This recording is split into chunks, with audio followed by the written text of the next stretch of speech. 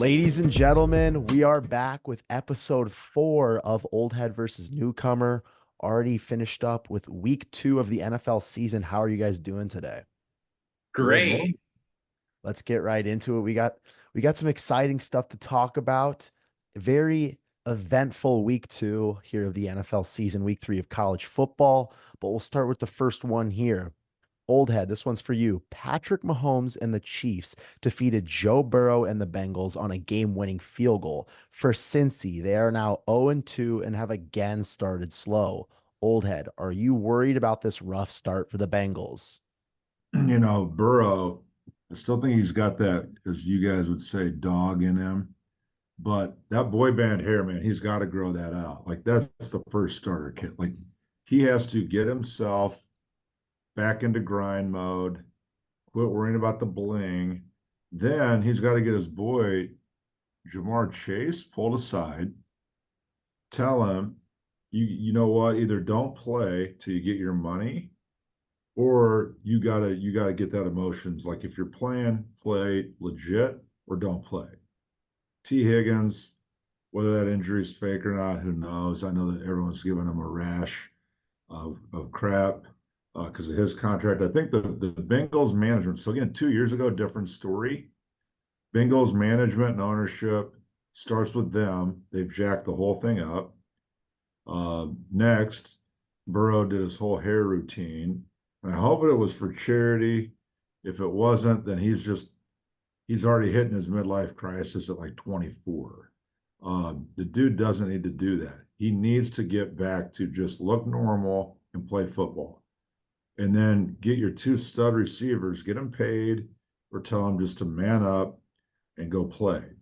I still believe they will be in the AFC Championship, but these little holes out there gives Baltimore a little insight on how to take them down. And so I think they're vulnerable, but I think they're still AFC Championship bound. For some reason with this topic, I just feel like a really big sense of deja vu because I almost feel like every year it's like this with the Bengals. And you know what? I'm not going to overreact to the beginning of the season and say that their season is finished or say any of this crazy stuff. But look, they started out 0-2. They play the Commanders and the Panthers next. I think if they lose either of those two games, it's not a panic button anymore. It's a panic siren because they need to win those next two games and start out 2-2. And the Bengals start out slow every year. Last year they started out 1-3, won four straight, but then Burrow ended up getting injured, so they didn't make the playoffs. 2022 they started out 4-4. They ended up making the AFC Championship. Like you said, I think there's a little bit of a disconnect. I think that the stuff with Jamar Chase might be hurting them a little bit. I'm not sure how much. But, if you want to look at some statistics, since the schedule expanded to 17 games ahead of the 2021 season, only 3 of the 21 teams to start 0-2 have made the playoffs. And one of those teams was actually the Bengals. So, even though people love to overreact to the beginning of the season, it could be said for the opposite. A couple of years ago, the Steelers started out 8-0. People were saying this is the greatest football team of all time. And then, the beginning of the season isn't always what determines everything. I think the Bengals still have it in them. They do this every year. Right now, I feel like I'm witnessing the mathematical equation of the Cincinnati Bengals, where they start slow, everybody hits the panic siren, as the newcomer would say, and then they figure it out. Everybody gets back on the hype train, and Joe Burrow calms everybody down. And I think that's what we're witnessing right now. They had a terrible loss week 1 against the Patriots that they should have won. They were more than a touchdown favorite. And if you look back at last year, they didn't even score a touchdown in week 1. They were 1-3 after 4 weeks. They had a horrendous game against the Titans where they were going into week 5 with 2 games where they hadn't even scored a touchdown, and everybody was hitting the panic button. And I remember back in 2022, it was the exact same thing. They started 0-2. They would go on to finish 12-4, and they would lose on a game-winning kick in the AFC Championship against the Chiefs. when you're looking at this Bengals squad, they start slow. It's what they do. This year, it's because Jamar Chase was holding in. He didn't get that chemistry and that rhythm down with Burrow. T. Higgins, very unfortunate, this hamstring injury that's lingering into the regular season. Hopefully, they can get him back soon. But you look at this team from week 1 to week 2, I thought they looked so much better against the Chiefs. They just lost on that late pass interference call where they'd go on to lose to the game winning kick. So I know that they're sitting here 0-2 right now, and week 1 wasn't pretty, but like the newcomer mentioned, they have 2 very winnable games where they can get back to 500, get some of that momentum and rhythm back. And we know that the Bengals will get back to full strides here. They will ultimately win this division, in my opinion. The Ravens have started very slow. I think this was the main threat to ultimately win this division. But the Steelers, if you look at the back half of their schedule, they have an absolute gauntlet of a 6 week stretch where they have the Chiefs, Ravens, Eagles. They see the Bengals twice. So, I mean, they're going to lose a lot of ball games. And I'm not too worried about the Browns and Deshaun Watson. So, right now, I'm still all in on the Bengals. As you know, I picked them to win the Super Bowl at the very beginning of the year. But like I mentioned, this mathematical equation, I've been telling everybody this is now year 3 where I'm telling everybody to calm down. At one point last year, they went on a 4 game winning streak where they went into San Francisco, dominated the Niners. They beat the Bills bad on Sunday Night Football. This team's going to figure it out. It's what Joe Burrow does. I'm sick of everybody panicking. They will be just fine. Now let's switch over to a team that has been on absolute fire. Baker Mayfield and the Buccaneers pulled off a huge win over the Lions this weekend. With Baker and this offense cooking, newcomer, do you believe the Buccaneers can contend in the NFC? Absolutely. Baker Mayfield can contend in the NFC. I think what we've seen from the Bucks so far, they've completely impressed me, especially with that win last week against the Lions. And last week, Chris Godwin was really had a standout performance for 117 yards and a touchdown. And the touchdown was really a great play from him. We saw, his speed. The Bucks looked really, really good. And I think Baker Mayfield is still an underrated quarterback in the NFL. If you look at his playoff history, Baker Mayfield has beaten great defenses in the playoffs before. You look at when he was on Cleveland, they beat Pittsburgh in the playoffs. They beat the Eagles last year. And Baker Mayfield, I think, is a top 10 quarterback in the NFL. I think Oldhead said he was a top 5 quarterback last week. He's a really good quarterback. And I think what we're seeing with this Bucks offense this year, I think what a lot of people thought before this season with the Rams, with that two-headed hydra with Cooper Kupp, Puka Nacua, and Matthew Stafford, I think we're going to see that three-headed hydra with the Bucks this year, with Mike Evans, Chris Godwin, and Baker Mayfield. And I think surprisingly, even with this 2-0 start, I think this team, I think this team is still underrated. And I think come playoff time, they can beat a lot of teams. As we know, the NFC is kind of weak. And imagine being a Cleveland Browns fan. I was listening to some Cleveland sports radio, and the host just started freaking out when somebody brought up Baker Mayfield's QBR versus Deshaun Watson's QBR. Baker Mayfield would have been a more team-friendly contract for the Browns, but instead they're stuck with Deshaun Watson when they could have stuck it around with Bake. It's only 2 weeks into this season. I'm not going to overreact, but I'm excited to watch this three-headed hydra as the season moves forward. I think last year, to bring up all the listeners up to speed, you brought up this Hydra thing. I think it was determined that you have no clue what that is. So I love that you brought that back, and you think you're going to Jedi mind trick an entire listening audience that realizes that you don't know what a two-headed Hydra is, let alone a three-headed Hydra. You bring some terrific analytics to the table that I don't think you really, quite frankly, follow a lot of what you say, but I mean, it sounds really eloquent coming out of your mouth. I think just to hit it square, I think Baker Mayfield, and I think it was either last week or the week previous. I'd have to ask your production team to pull that tape, but probably take too long.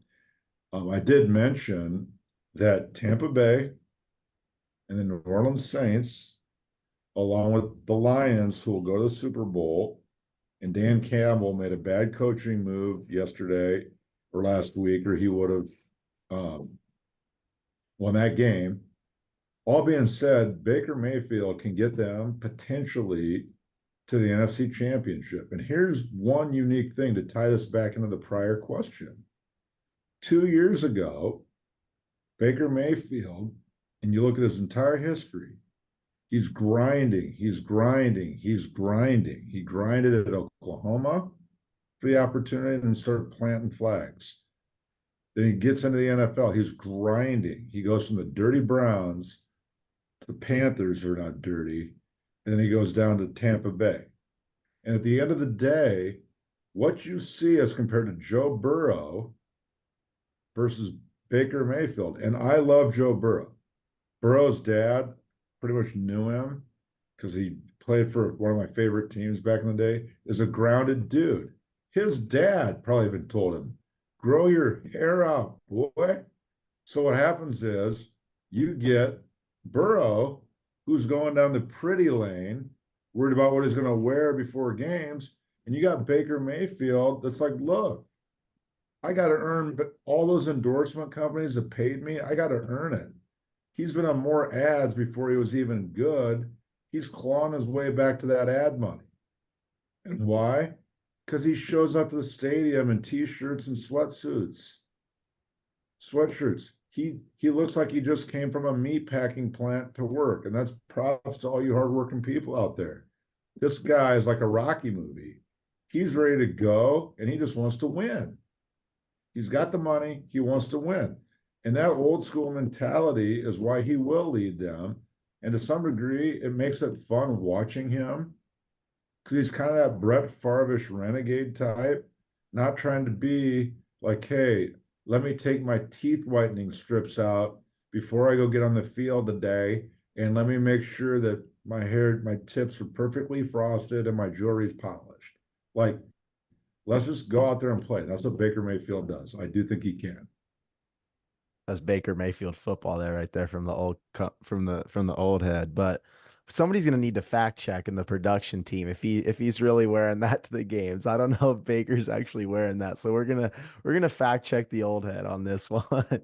But I agree with you guys. I think that Baker Mayfield gives them so much life and confidence. He's just such a fun player to watch when he picks up a first down and he gets up and he's yelling. It may have only been a 3 yard game, but he's running a guy over. He had this one run where he put this Lions defender on skates. I just love watching Baker Mayfield play. He's not the biggest guy, doesn't have the biggest arm, but he just plays with so much energy. And this Buccaneer squad is fun to watch because last year it was like, okay, they had a good season. They won a playoff game, but I didn't really think they were contenders. But I think this year Baker's come back and he's playing his best football of his career. And they have weapons. Mike Evans is an absolute dog. Chris Godwin is all the way back. Trey Palmer's a beast. Rashad White is a great receiving back, can run the football at a really high level. And I think this defense has surprised me a lot. This defense played really well. The Lions have a very explosive offense, and the Buccaneers, arguably their best player in Antoine Winfield, their safety, he didn't play in this game. And this defense stepped up, held the Lions offense to only 18 points, had a huge stop at the end of the game where the Lions were driving, had a chance to take the lead late. This defense stepped up in a big way. So I think if this defense can continue to play at a high level, if Baker can keep playing some Baker football, this Buccaneers team can absolutely contend in the NFC. I think when you look at the NFC conference right now, it's wide open. Now, we saw the Baker 49ers. What? Baker ball. Baker ball. He's playing some Baker football right now. But I think when you look at the NFC right now, the 49ers and the Lions were in the championship for the NFC last year.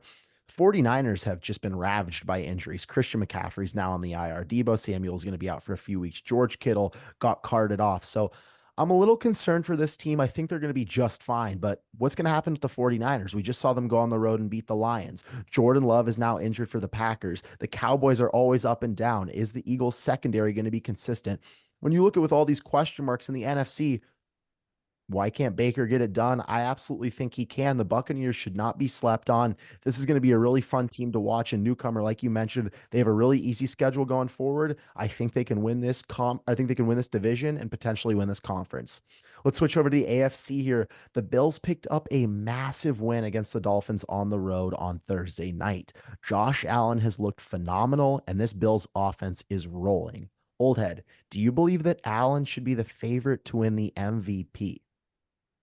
No, I only go to 7-Eleven for my Slurpees. I don't go there just because of two great games. Josh Allen, great dude, great quarterback. No and no. He won't be in the top 10 for MVP running. Okay.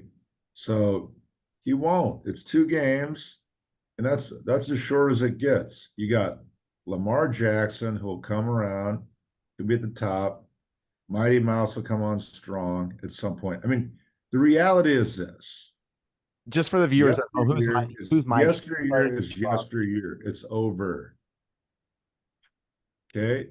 Jaden Daniels probably will be at higher ratings than Josh Allen this year. Okay. He won't be down as far as both of your boys, Caleb. We go back to 2 weeks ago's episode, but I'd say he'll be up in that top 10. That's all I got. Newcomer. I think we saw last week. I mean, I'm not ready to say that Josh Allen's going to win the MVP, but I think what we saw last week is what he's done his whole career. He absolutely owns the Dolphins, and it was a monster performance that he put out. And you look at this Buffalo team. They lost Stephon Diggs. They lost Gabe Davis. And people were saying, "Oh, Josh Allen's not going to be able to continue this output." I think if Josh Allen continues to play at this high of a level with missing these guys and continuing to carry this offense, I'm not going to say he's going to win the MVP, but I think it would be a disservice to not at least say that he's going to be a contender in this MVP race. I'm 100% certain that Josh Allen will finish top five in MVP voting this year, barring any injuries. And that's a guarantee. That's a Charles Barkley Chuck guarantee that he's going to be top five in MVP voting this year. And we could go back at the end of the year and look at that. But, we're only 2 weeks into the season. I think if he continues to play at this high of a level, he really could win the MVP. And I think it kind of has to do with the fact that at the top right now, in terms of MVP odds, there's Patrick Mahomes, there's CJ Stroud, and there's Josh Allen.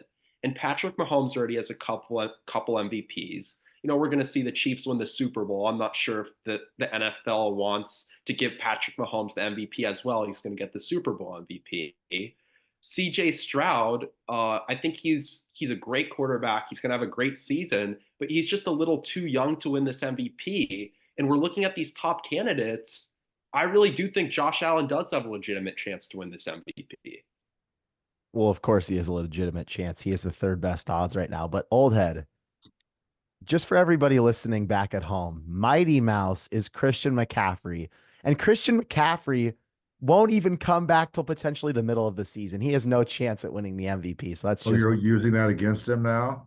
I mean, he better rush for 400 yards a game in the eight games that he plays, because he's going to have no shot at winning it. MVP is most valuable player. It isn't. He had one of the greatest running back seasons last year and still didn't sniff the top five. Purdy, and I thought he was going to win last year. I picked him to win as well. Both of you guys did. But let me just talk about the Tonka truck, the girth monster that I call Josh Allen, the 6'5" monster of a man, Josh Allen, who can get it done with no matter who he's throwing the ball to. Josh Allen led the Bills from 14 points down, had 4 touchdowns against the Cardinals.